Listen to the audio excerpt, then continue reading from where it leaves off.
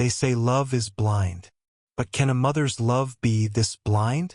In 1994, a 13-year-old boy named Nicholas Barclay disappeared from San Antonio, Texas. He was blonde, blue-eyed, and as American as apple pie. 3 years later, the phone rang. Nicholas had been found. He was alive. He was in a youth shelter in Spain. The family was overjoyed. They flew him home. They hugged him, fed him, sent him to high school. But there was a problem. The boy who came back didn't have blue eyes. He had brown eyes. He didn't have blonde hair. He had dark hair. He spoke with a thick French accent.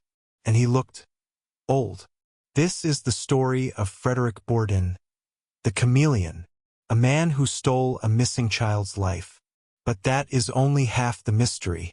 The real question isn't how he fooled the family. The real question is, why did they let him? Let's go back to June 13, 1994. San Antonio, Texas. Nicholas Barclay was not an angel. He was a troubled kid with a fiery temper. He had a tattoo of a T between his thumb and finger, and distinct gaps in his teeth. On that hot summer day, he played basketball with friends, called home to ask for a ride. But his mother was asleep and his brother refused to pick him up. Nicholas walked away and vanished into thin air. Police assumed he was a runaway. The family waited. Days turned into months.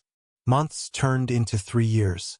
The file was gathering dust in the archive. Hope was almost gone.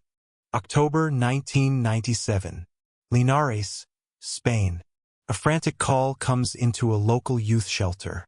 A boy claims he has escaped from a child prostitution ring. He is terrified.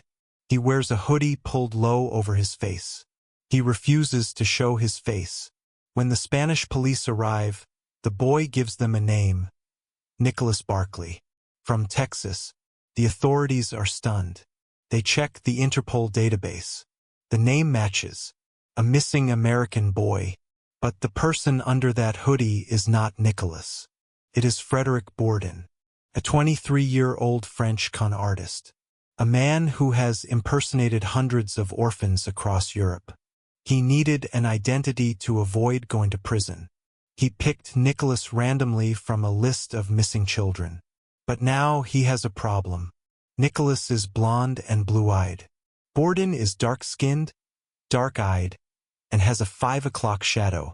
What does he do? He dyes his hair blonde with cheap bleach. But the eyes? He can't change his eyes. So he comes up with a lie so horrific no one would dare question it. He tells the authorities, "The kidnappers chemically altered my eyes and gave me a French accent to hide my identity." This is the moment where the story breaks reality. Carrie, Nicholas's sister, flies to Spain. She walks into the room. She sees a man who looks nothing like her brother. He is obviously older. He wears a hat and scarf to hide his face. Any rational person would say, "Who are you?" Instead, Carrie runs to him. She hugs him. She shows him photos of the family. Bourdin later said in an interview, "I was expecting her to scream. Instead, she gave me the answers to the test. She showed me photos and told me who everyone was. She coached me on how to be Nicholas." They fly back to Texas. The mother, Beverly, meets him at the airport. The news cameras are flashing. The mother hugs him. She accepts him. Bourdin is now living in Nicholas's room. He is sleeping in Nicholas's bed. He even enrolls in the local high school. Imagine this. A 23-year-old Frenchman, balding under his dyed hair, sitting in a math class with American teenagers. And everyone believes it. Or do they? Enter Charlie Parker, a private investigator hired by a TV show to film the happy reunion. Parker is an old-school Texas detective. He looks at Nicholas. He looks at the photos of the missing boy. He notices something that cannot be changed by torture or chemicals. The ears. Ears are like fingerprints. Unique. The real Nicholas had ears that stuck out. The imposter has round ears, close to his head. Parker starts asking questions. Why do you have a French accent? Why are your eyes brown? Bourdin gets nervous. The family gets defensive. They tell the detective to leave them alone. He has been through enough, they scream. But Parker doesn't stop. He compares the fingerprints. And then the FBI gets involved. Agent Nancy Fisher enters the scene. She invites Nicholas for a lunch. She asks him simply, "Who are you?" February 1998. The game is over. The fingerprints confirm it. This is Frédéric Bourdin, a fugitive from France. Bourdin is arrested. He admits everything. He laughs about it.